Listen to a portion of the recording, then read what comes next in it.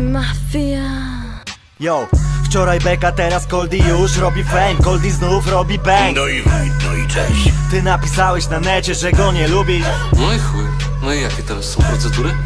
Powinien przestać kłapać mordą, tu każdy noski. A pierdolą i pierdolą jak Kaszpirowski. Coś o skillu, ten pech chuje, te bez dwójek. Zechcą bifu, to też szuję, przetestuję. I to kurwa bardzo chętnie.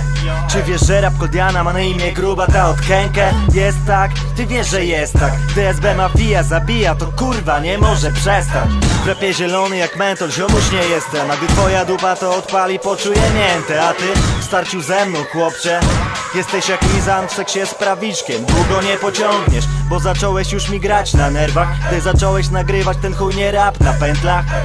Nie wiesz czym są wielokrotne i co to jest flow? Koldy, SB, to jest to. Wyciągnął łapy po hajs, to po pazurach. Bo sos kurwa, przeznaczony jest dla Koldiusza. Jakoś nie mogą się oswoić z tygrysy. Rozpierdolę w 2 minuty i się zrobią kici. Ja zgarnę hajs, kiedy będę takie traki grał. Taki vibe ma cała SB Mafia. Kiedy nawijamy, no to czuć luz. Gdy ty nawijasz, pod sceną się robi w chuj luz. Wbijam jej do końca znikąd teraz na scenę.